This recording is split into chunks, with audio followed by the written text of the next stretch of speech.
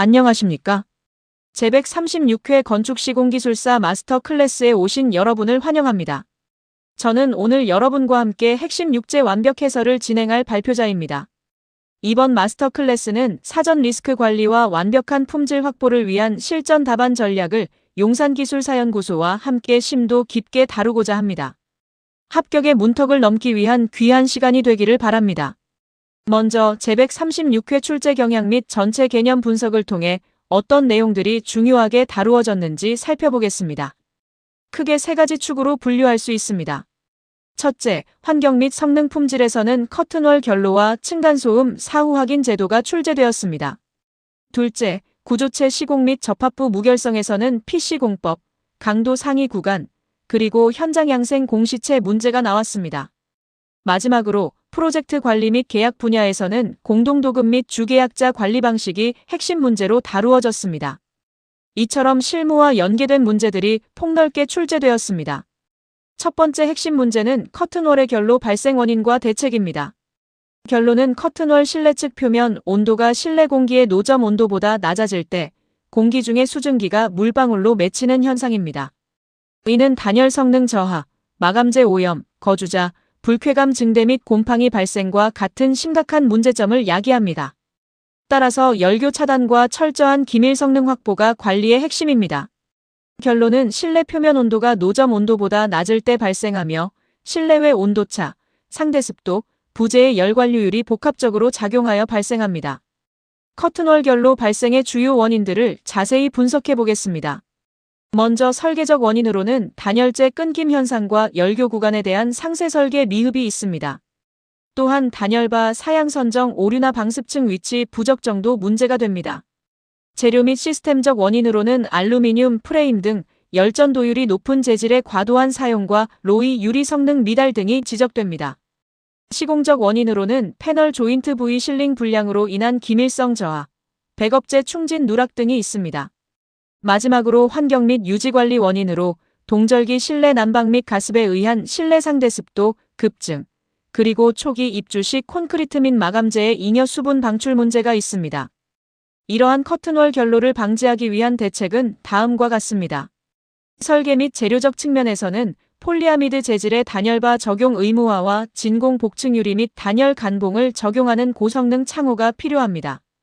시공적 측면에서는 본 시공 전 마크업 테스트를 실시하여 성능을 사전 검증하고 조인트 부위 이중 실링 및 틈새 우레탄폼 밀실 충진으로 기밀 시공을 철저히 해야 합니다.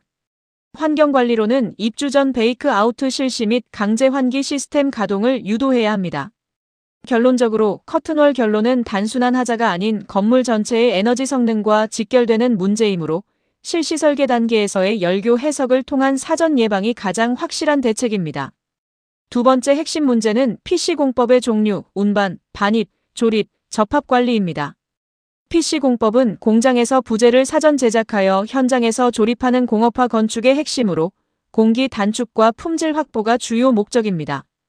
골조 형태에 따라 라멘식, 벽식, 복합화 PC로 나뉘며 부재 형상에 따라 PC 기둥, 보, 더블T 슬래브 등으로 구분됩니다.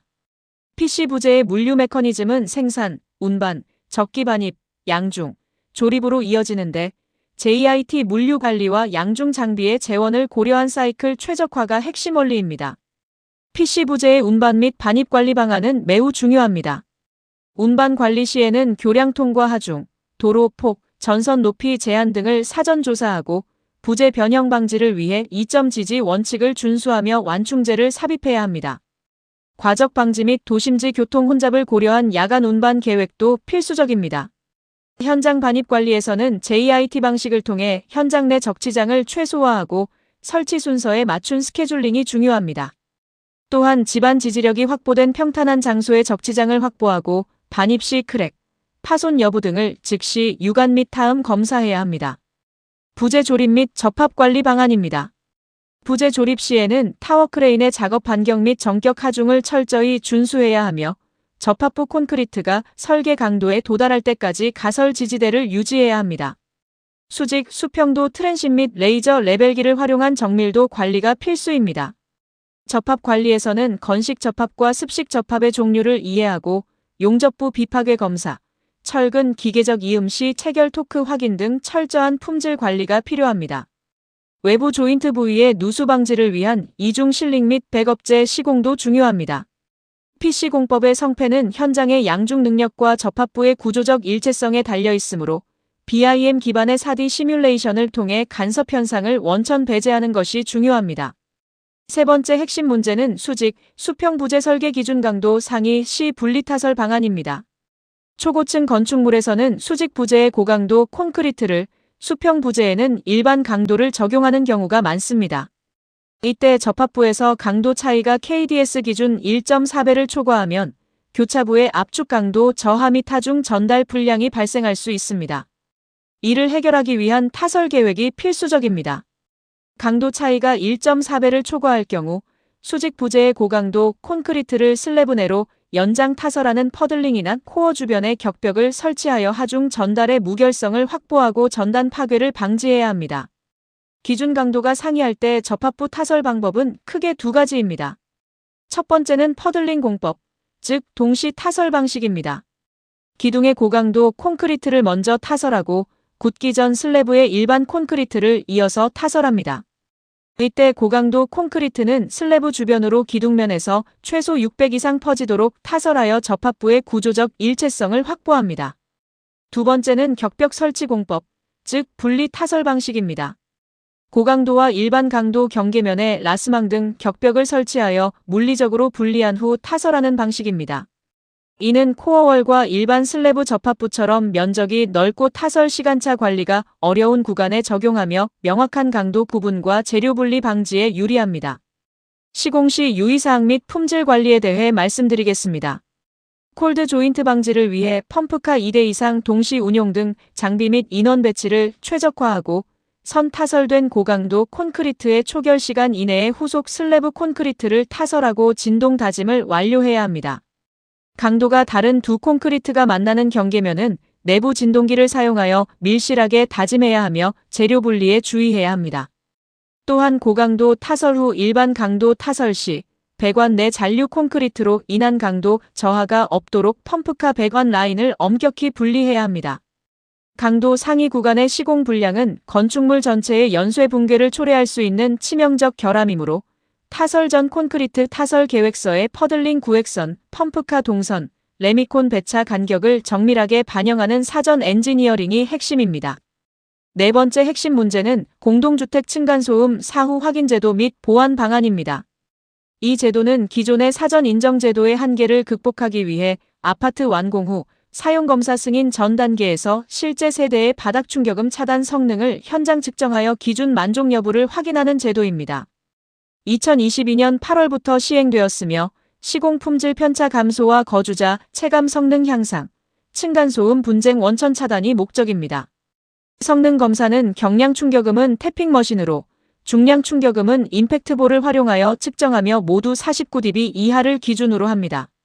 바닥 슬래브에 가해진 진동이 구조체를 통해 하부 세대로 전달되어 소음과 진동을 발생시키는 메커니즘을 파악하는 것입니다.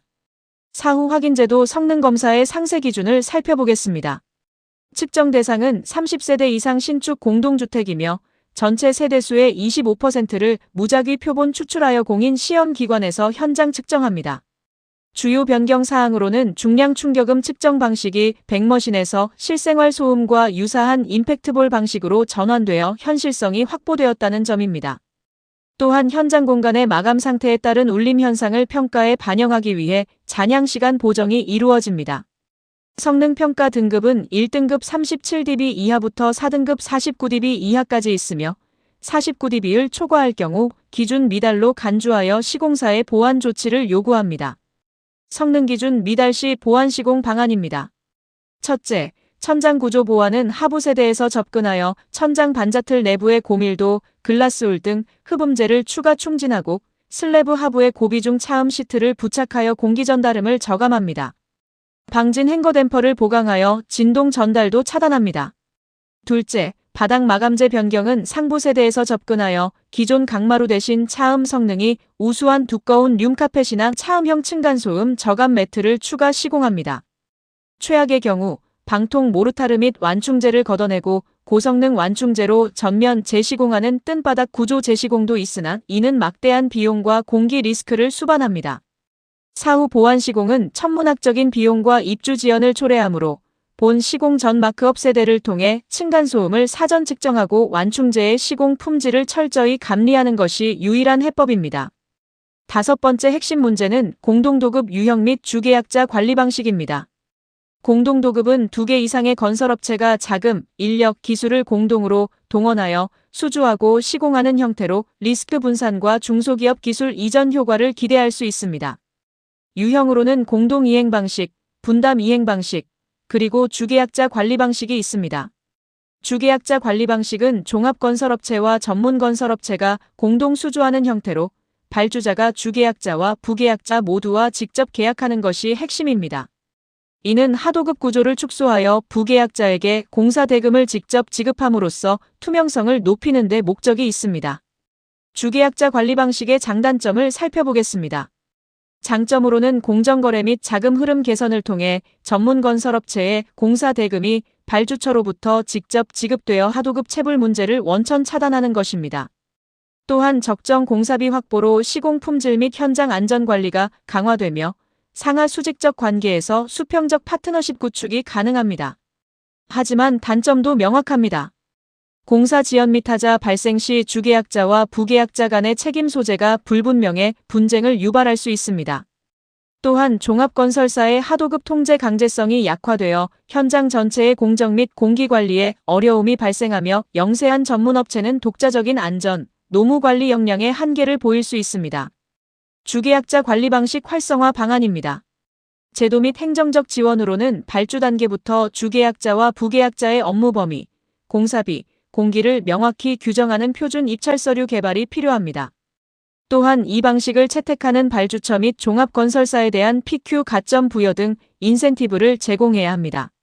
현장 운영적 보완으로는 부계약자의 공정 지연 시 주계약자가 제재할 수 있는 약정서 의무화로 주계약자의 권한을 강화해야 합니다.